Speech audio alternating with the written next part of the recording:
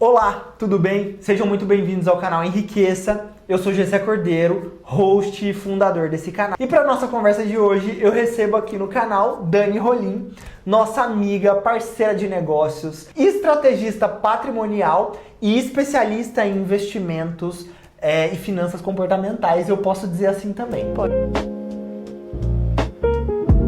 Para o nosso papo de hoje, eu queria falar com vocês sobre um tema muito polêmico que a gente vê dando treta sempre. E esse tema é relacionamento e finanças.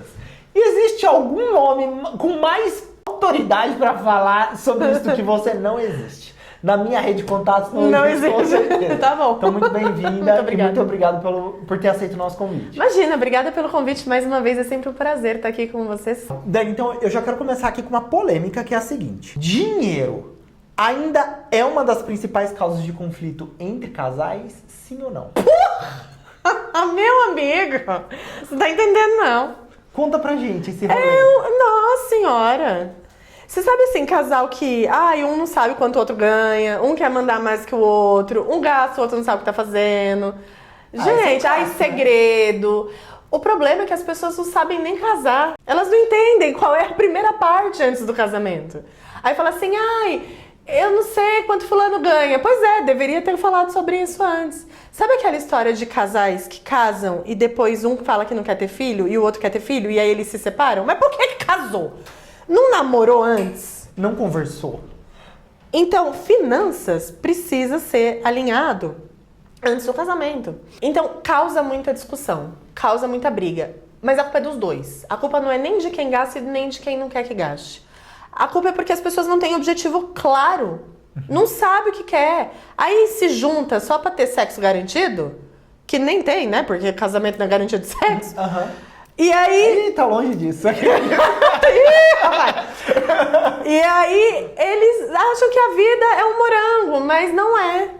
E aí não dura porque começam a brigar, porque são frustrados, não entenderam qual era o próximo passo, não construíram algo juntos, olham pra trás e vê que se passaram 20, 30 anos, não fizeram absolutamente nada.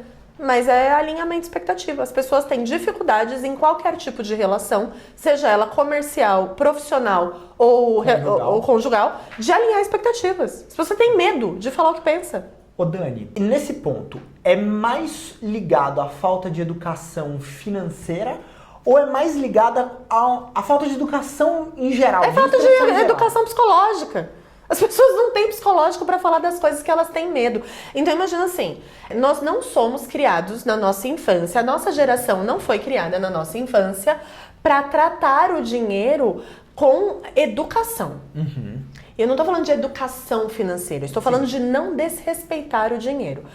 Porque a gente precisava gastar o dinheiro rápido, que foi uma época de hiperinflação. Então, se você não comprasse aquilo agora... É mera coincidência, viu? Se você não comprasse isso agora, talvez você não tivesse dinheiro para comprar depois. Então, a gente não tinha tempo de decidir o que fazer. Vai lá e compra, vai lá e faz, vai lá e mete as caras. E aí, juntando a tudo isso... Nós viemos, e eu não tô levantando bandeira de feminismo e os caramba, não. Nós viemos de uma educação extremamente machista. Mas machista não no sentido pejorativo. Machista no sentido, o homem tomava a decisão e a mulher cuidava do lar. E tá tudo bem, porque os homens é tudo cabeção, se não tiver quem controle aqui, quem cuide de alguma coisa, eles fazem cagada, a gente já sabe. Só que aí a gente foi misturando as coisas, porque esse homem, ao invés dele cumprir o papel dele de provedor, falando dos primórdios, ao invés dele cumprir o papel dele de provedor, esse homem começou a ir comprar cigarro e não voltar mais, e deixar a mulher com o filho aqui, a beber e espancar a mulher aqui. Ele começou a perder o respeito dessa mulher. Todos, não. Só que nós percebemos com a evolução, e aí eu tô falando de finanças comportamentais. Tá? Se você acredita nisso ou não, eu tô falando dos comportamentos que são percebidos. Nós percebemos a figura paterna como muito importante na construção do ser humano. Seja na figura feminina, para entender o que um homem deve ou não fazer. Então, se esse homem ele é disfuncional, ele traz uma disfuncionalidade para a cabeça dessa mulher e ela aceita qualquer coisa. Se ele é pai de um homem e ele não é provedor, ele traz um outro mole com baixa testosterona, que esse cara vira aí... Testocen, esquerdopata, enfim. Aí a gente já percebe essa disfunção na sociedade.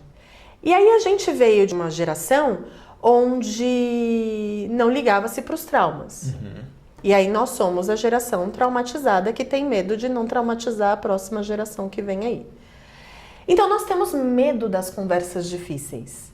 Nós temos medo de falar para uma mulher na rua que a calcinha dela tá aparecendo. Coitada da mulher, tá passando vergonha, gente. Chega no ladinho e fala, filhinha, sua roupa tá aparecendo. E deixa ela se arrumar. Se uma mulher tá andando na rua e sujar a calça dela com uma menstruação, qual é a mulher que não menstrua, gente? Só quem menopausou, tadinho, queria menstruar. É chegar pra ela e falar, meu amor, a sua roupa tá suja. Cara, eu já dei blusa minha pra uma moça que tava suja na rua. E falei, filha, pega a minha blusa, amarra na sua cintura e quando você chegar no lugar, você se troca. Eu acho que isso é civilizado de se fazer. Mas as pessoas têm medo das conversas difíceis. E falar de dinheiro é falar de uma conversa difícil. Concordo. Porque falar de dinheiro envolve impotência, coisas que você não pode controlar, decisões que você tem que tomar que não são as que você quer, porque muitas pessoas, as que vêm da onde eu vim, elas não trabalham no que elas querem, elas trabalham aonde a oportunidade aparece. E quando a gente fala, eu quero ser médico para essa pessoa que está na periferia, que ela só precisa arrumar um emprego para poder comer, para ela é um sonho falar de médico. Para ela, quando você fala, você vai pegar 5 horas de transporte público, ela vai. Para ganhar R$1.500, ela vai. Como é que ela vai falar pro cônjuge dela que o sonho dela é comprar uma fazenda? Vão rir da cara dela. Porque a gente também não tem a liberdade poética de sonhar. Tiram o direito de sonhar, né? É isso. Então, a falta de sonho, a falta de objetivos claros e o medo de conversas difíceis, porque nós queremos agradar, só que quando a gente agrada a todos, nós nos desagradamos, e quando nós nos agradamos, talvez desagrademos a todos. Só que o desagrado de todos passa muito mais rápido do que o nosso desagrado e a gente não está acostumado a lidar com isso. Dani, então tá bom. Olhando para todas essas complicações e essa dificuldade que a gente teve até de formação, como é que, estando nesse rolê hoje, falando numa linguagem bem do dia a dia, né, a gente alinha objetivos quando, por exemplo, num relacionamento, um quer gastar e o outro quer poupar, quer investir, quer construir algo. Como é que faz isso? Porque você tem que assumir que o povo já tá no rolê, entendeu? Então, você tem que dar um passo atrás. E eu não quero aumentar o índice de divórcio longe de mim. Eu sou daquela que entrei no casamento, eu não entro pra sair. O que tem que acabar é namoro. Namoro acaba. Seja porque não deu certo, seja porque virou casamento. Sim. Mas casamento, uma vez que entrou, filhinho, faz dar certo. Dá seus pulos. Primeiro passo é vocês conseguirem encontrar sonhos em comum. Porque uma vez que os sonhos em comum foram encontrados, não tem como vocês não trabalharem juntos para que essas coisas não aconteçam. Porque assim, por que eu quero gastar? Ou eu tenho um distúrbio psíquico e tá tudo bem, eu só preciso reconhecer e tratar. Porque consumo, uso de drogas, uso de álcool, eles estão na mesma bolha, só que as pessoas não falam sobre isso.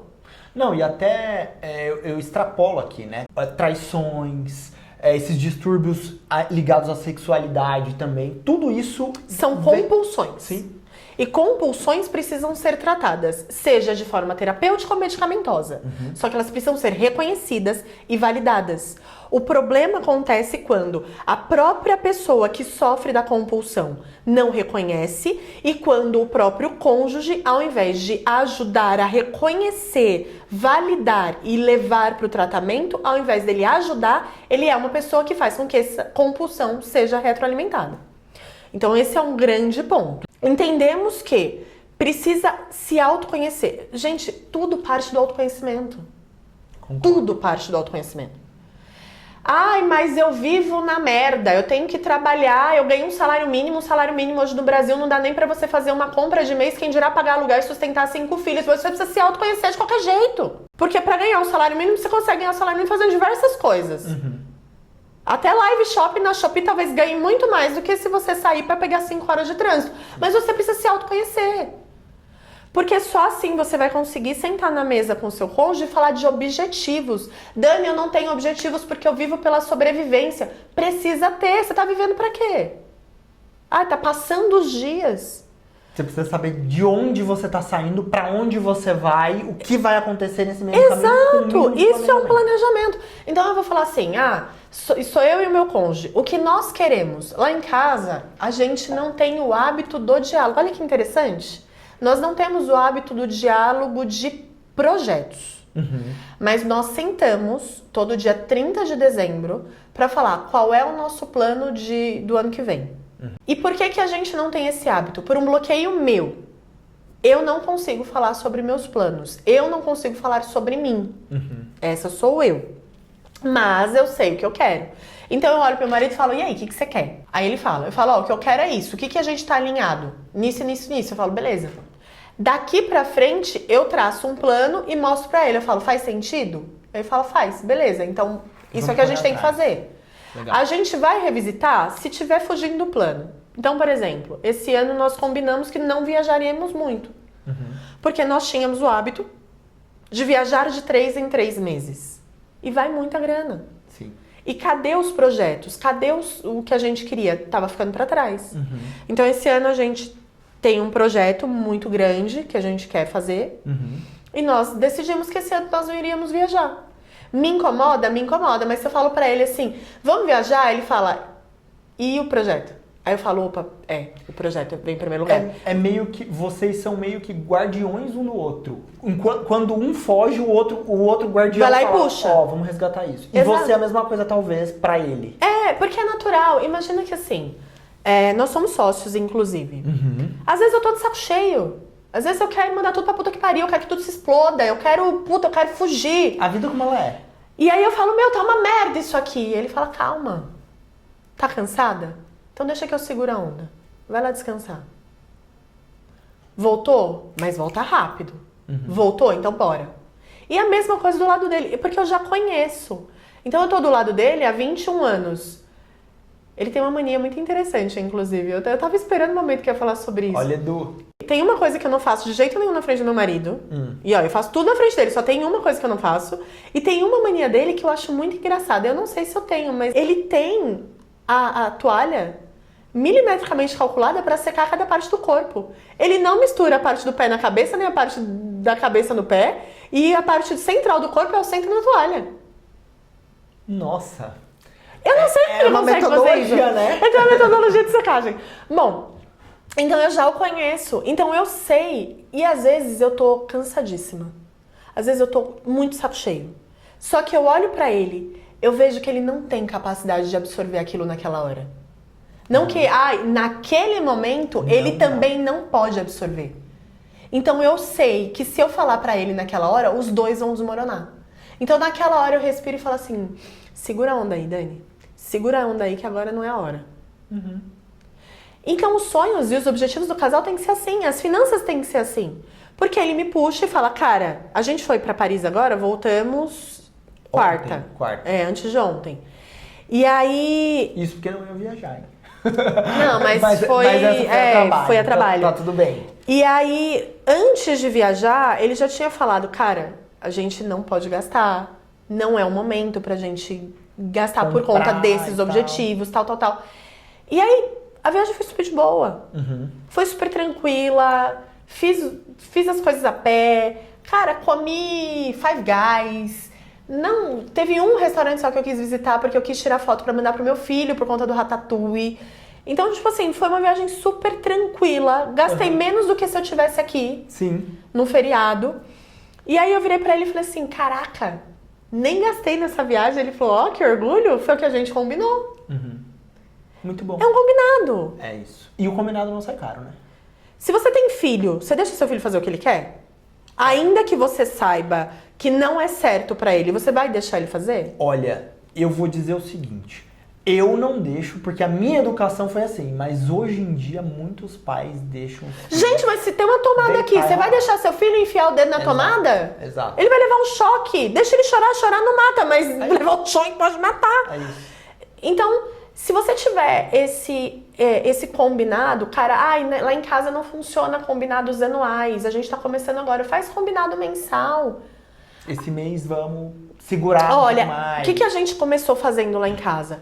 Esse mês a gente pode gastar R$500 de iFood. Esse mês a gente pode gastar R$500 de mercado. E ao invés de ficar controlando, gastava. Só que falava, ó, a gente já gastou R$200 do orçamento. Falta 10 dias pra acabar o mês, ó, tem só R$50 de iFood. Porque tá aqui. Falta conversa, né? De fato, falta conversa. As pessoas têm medo de falar. Dani, e aí, então como é que a gente pode definir um casal que é financeiramente saudável? A gente já sabe, então, que quando o casal tá nesse descompasso de um quer gastar, o outro quer poupar, a base de tudo é conversa, planejamento, organização. Como é que a gente define, então, que um casal conseguiu chegar lá? Que eles estão juntos no relacionamento financeiramente saudáveis? Existe uma linha, um parâmetro? Porque assim, eu também entendo que dependendo da realidade das pessoas, existem diferentes linhas de corte, digamos assim. Mas eu imagino que também existe um ponto em que você consiga, olhando para aquele casal, ou para nós mesmos, enquanto com os nossos cônjuges, dizer, olha, eu tô financeiramente saudável, eu tô bem, ou não, eu tô mal. Qual que seria esse ponto? Vai lá. Pra mim é igual, cara, é igual criar um filho. Cada família vai ter o seu modelo, é igual religião, cada religião vai, ainda que tenha uma base igualitária, cada uma vai ter as suas crenças, as suas metodologias e tal. Pra mim, um casal saudável é um que não existe um rico e um pobre dentro de casa. Eu já peguei muitas famílias que o marido ganha R$100.000 e a mulher ganha R$10.000. Tipo, o cara quer que divida por igual a conta. Cara, se você quis casar com essa pessoa, você casou porque quis. Você não tirou essa mulher dentro da casa dos pais dela, ou independente da situação que ela vivia, pra colocar ela numa situação que você esfrega na cara dela todo santo dia, que ela não é ninguém financeiramente perante você. Porque eu tenho certeza que essa mulher, ela tem que desempenhar um papel de suporte dentro de casa. Porque se ela não estiver também desempenhando, vocês casaram errado. Admitam os erros relacionais. Porque se não tem aqui, eu acho que essa comunicação, casou errado. E casar errado é muito mais caro na vida. É muito caro na vida. E às vezes as pessoas só percebem isso lá na frente. E qual é o grande erro? É que às vezes o homem nem é tanto do pró-família. A mulher é a da princesa, do conto de fadas. Ela sonha pelo momento que o cara vai pedir lá em casamento. Ela fica naquela expectativa, vou fazer a unha pro cara me pedir aquele pedido de Instagram. Gente, a vida não é um Instagram. O Instagram é só uma foto, um segundo, um corte ali da vida. A vida não é isso. Claramente meu marido não me pediu em casamento. Ele olhou pra mim depois de 5 anos de namoro e falou, vamos comprar um apartamento? Vamos comprar um apartamento, vamos fazer conta. Ah, vamos marcar o casamento? Vamos marcar o casamento. Eu falei, mas tem que falar com meu pai? Pelo menos, né? Então... Isso é muito interessante, sabe por quê? As pessoas são diferentes, né? Porque você tá me contando isso e eu consigo enxergar isso no seu relacionamento. Porque eu conheço também o Edu, né? Grande parceiro e amigo pessoal e tudo mais. E na minha dinâmica é diferente, porque a minha esposa, ela é essa pessoa que idealiza as coisas. Mas né? eu idealizo também. Você acha que eu não queria? Mas ela idealiza e cobra, entende? Então, só que eu aprendi com o tempo. Porque na minha cabeça também tinha que ter o pedido de joelho. Na minha cabeça também tinha que ter aquele cenário... Cara, independente de qual é a realidade, mas que fosse num restaurante possível de pagar, um bolo com um anel, aquela coisa toda. Eu idealizei isso por muito tempo. Qual que era o grande problema? Quanto mais eu idealizava, mais eu me frustrava. E o que acontece? O cara que te pede em casamento, de joelhos, na Torre Eiffel, em Barbados, em qualquer lugar que seja, não necessariamente é o cara que vai prover uma vida feliz e íntegra pra você.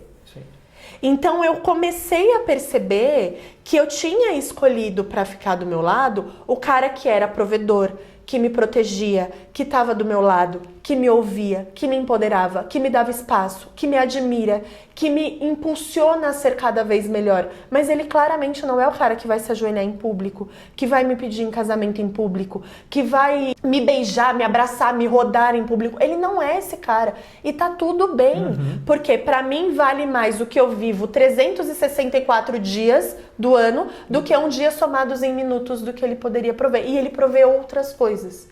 Então, nós conseguimos construir ali a comunicação, os sonhos em conjunto. E como eu estava te falando, se existe uma diferença econômica ali no casal, o que eu já vi em muitos casais e que eu acho que pode funcionar de forma sensacional.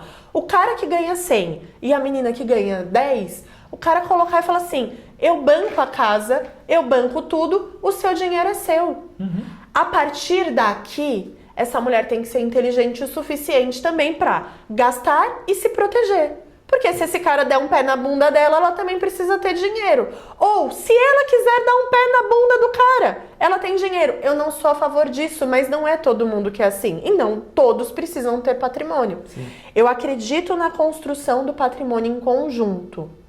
Só que isso também depende do regime de união que vocês escolheram para casar. Todas essas decisões passam pelo planejamento e conversa, né? De volta no... Total.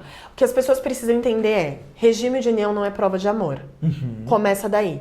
Ah, e ele falou que quer casar com separação total de bens. Amiga, deixa eu te contar uma coisa. Depende, se você tivesse casado com o Vorcaro, você ia querer. Sim. Entende? Então, assim, você precisa entender o contexto. Às vezes esse cara vem de uma família com patrimônio muito grande e a família quer proteger o patrimônio e tá tudo bem, é o patrimônio da família dele. O que vocês vão construir aqui, coloca no pacto pré-nupcial. É isso aí.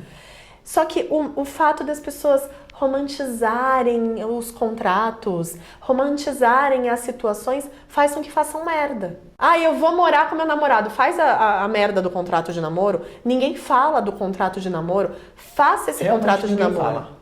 Você não sabe ainda quem é essa pessoa que você está se relacionando. Infelizmente, mesmo depois que você casa, às vezes você não sabe quem é aquela pessoa que está do seu lado. Ligado a isso, eu tenho uma outra. Aqui são só perguntas polêmicas, mas planejamento financeiro, então, deve começar antes ou depois de juntar, de morar junto, de casar? Casa e planeja depois pra você ver a merda que você vai fazer. Primeiro que assim, se você precisa, de fato, entender se o que vocês querem faz sentido um pro outro, vocês precisam conversar antes. Sabe aquele casal que casa e depois um fala, eu quero ter filhos, e o outro fala, eu não quero? Mas vocês não discutiram isso antes, gente? Ah, e eu quero morar nos Estados Unidos, mas eu não saio do Brasil por nada. Mas vocês não discutiram isso antes, gente, casar? Vai ficar um frustrado com o outro super cômodo. Não funciona. Então, o que vocês querem? Qual caminho vocês querem seguir? Óbvio que vocês não vão conseguir matar tudo de uma vez antes, mas vocês precisam ver se vocês estão minimamente alinhados. Senão vai dar errado, vai dar muito errado. E Dani, pra gente finalizar então, eu queria, ligado a isso que você já trouxe pra gente hoje, entrar na temática da internacionalização, da globalização, que é uma coisa que a gente tem falado bastante, né? Proteção patrimonial e tudo mais. Patrimônio internacional, a construção desse patrimônio globalizado, na sua opinião, ele deve ser construído em conjunto ou individualmente? Dado que a gente tem N particularidades, complexidades dentro dos relacionamentos e que as pessoas pensam diferentes, elas tomam decisão diferente, né? Mas que essa é uma discussão também que tem, principalmente para os casais que têm essa possibilidade, ela tem surgido cada vez mais e ela é uma decisão que passa por uma discussão muito grande com visões divergentes, né? Porque um quer, o outro não quer. Exato. Um toma decisão, o outro não. E aí tem toda essa... Sim. Qual que é a tua opinião sobre isso? Eu acho que depende. Vai depender da forma como é encarada a construção do patrimônio no Brasil. Porque, gente, as pessoas precisam parar de imitar sobre tirar o dinheiro do Brasil. Ai, não vou, porque não confio. Mas não confia no quê? Mas você confia pôr o dinheiro no banco I, no banco B, no banco S, mas não confia tirar o dinheiro para pôr nos maiores bancos do mundo? Não faz sentido. Nenhum sentido. As pessoas precisam parar de idealizar como se tirar o dinheiro do Brasil fosse tirar o dinheiro delas. Porque parece que é essa a sensação, estão roubando minha carteira. Não é isso. Então, como eu decido? Primeiro que a internacionalização, ela é uma estratégia de investimento. Eu falo para todo mundo, ela é uma caixinha. A gente tem renda fixa, renda variável e dolarização. Ela tem que acontecer. Ela tem que ter. É diferente de escolher entre renda variável e renda fixa. É renda fixa, Brasil exterior. Renda fixa e renda variável. Renda fixa e renda variável, Brasil exterior. Você replica o que você faz aqui, lá, de acordo com o seu perfil. Por primeiro passo. Legal. Segundo, a carteira, ela é o quê? Ela é do casal ou ela é individual? Se ela for individual, pouco importa pro outro se você tá investindo lá fora ou não. Se ela é do casal, o primeiro ponto é entender por que não. Porque se o investidor vira pra mim e fala assim, ai, a minha mulher não quer mandar o dinheiro pra fora. Eu falo, por quê? Ai, e aí a gente vai trabalhar os porquês. Sim. Eu tenho um cliente que tem uma parte do dinheiro lá fora, inclusive recebeu o dinheiro da FGC, e aí eu falei, vamos mandar pra fora? E ele falou, Dani, e ele não tinha me aberto ainda. E aí ele foi no escritório e ele me abriu. Ele falou, Dani, a minha esposa não se sente muito confortável. Como já tem, como já é idoso. Eu falei, cara, não é uma briga que a gente precisa comprar, porque já tem. Sim. Tá tudo bem. Sim. Se não tivesse, aí a gente ia explorar. Tem medo do quê? O receio é do quê? Porque às vezes os medos e os receios, gente, são coisas que eles constroem na cabeça. Ah, porque o Trump é louco. O Trump não tem nada a ver com isso. Até porque existem vários outros loucos no mundo. Muito mais loucos, inclusive. Não, eu concordo totalmente. Eu acho que passa mesmo por essa linha de discussão e tomada de decisões. E assim como você trouxe para a nossa discussão de hoje, quanto mais conversa e mais alinhamento tiver, mais chance de dar certo. Legal, Dani, eu queria muito agradecer a sua participação aqui hoje. Acho que foi um conteúdo riquíssimo, pouco explorado, porque não é uma temática que a gente fala tanto, apesar de economia comportamental ser uma coisa que tem ganhado cada vez mais espaço, não só no Brasil, mas no mundo todo. Você sabe qual é meu sonho? Ser meio Márcia Sensitiva? Das finanças. Quando a pessoa fala Seria assim... você é perfeita. Quando a pessoa fala assim, não vou mandar o dinheiro pra fora. Eu falo, deixa de ser louca! Você é louca? Eu falo assim, o dólar tá caro. Eu falo, tá caro o quê? Tá caro a gasolina, tá caro o bombonzinho que você tá comprando, sabe? De meter uma Márcia Sensitiva. Eu acho que você deveria fazer. Você vai bombar nas redes sociais, com certeza, fazendo isso. Eu queria também que você deixasse aí as tuas redes sociais, os canais onde as pessoas te encontram, né, que estão assistindo a gente. E uma mensagem final que você queira, por favor. Show!